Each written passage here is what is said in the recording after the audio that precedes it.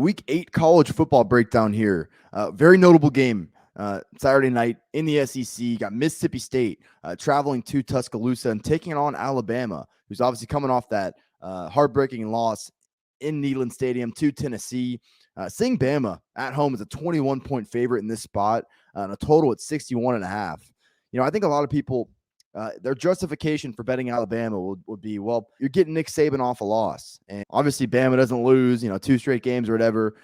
Obviously you're being asked to lay 3 touchdowns here. So it's a much different story of Bama winning the game versus Bama winning this game handily.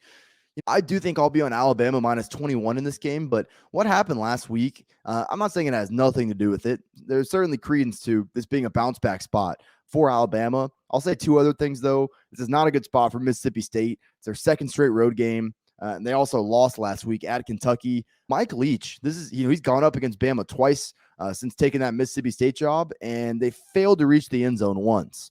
Obviously, Mississippi State is a heavy air raid system. They don't run the ball a lot of quick passing game. And what's going to decide if you can defend it is just a discipline of your players at the second level. Clearly, Nick Saban and this Alabama coaching staff know how to beat this offense because not much has changed about Mississippi State from a year ago. Will Rogers is still their guy.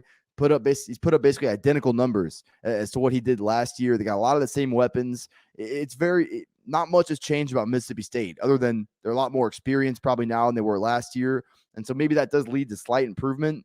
Clearly, though, this is not a defense they go up well against. 0 touchdowns in the last 2 years. I mean, that's kind of hard to do. I mean, they got beat 49-9 last year. And if you are going to use the bounce back angle in this game, Alabama played Mississippi State in Starkville the week after they lost to Texas A&M last year, and they won 49-9. It was the only game on the road last year where Bama really pulled away and dominated somebody. So, Mike Leach clearly hasn't had the answers for Nick Saban.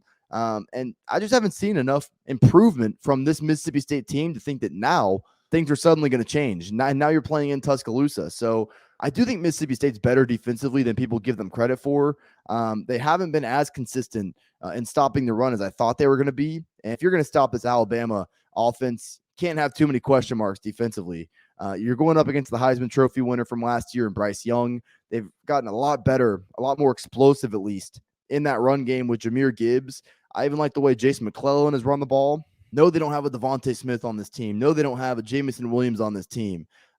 Clearly, though, their passing game can still be pretty effective against, mostly anybody. We saw that last week. We've seen it really all throughout the year. And as long as they can hold up front, which I do think they'll be able to in this matchup, I'm not really concerned about how Alabama is going to fare offensively in this spot. The thing about laying the points with Bama here, let's say we do see slight improvement from Mississippi State than what we've seen going up against Alabama from past years. What does that look like? I mean, maybe 17 points means you would need 38 from Alabama. I think that's very attainable, especially with the urgency coming off of last week's loss. I don't think Bama will be too shy about really pouring it on Mississippi State if they have the opportunity. I lean heavily at this point on Thursday night towards Alabama minus 21. Not only is it the bounce back factor, it's also the fact that Mike Leach and that air raid system have had literally no success going up against this defense over the past 2 years. Haven't locked it in yet, but if I do, I probably am going to be on the Tide minus 21 at home. All right, guys, before we get out of here, I know you see this shirt right here. If you're in need of unique but comfortable golf apparel, head over to proud90.com. They got polos with the colder weather coming, hoodies and quarter zips.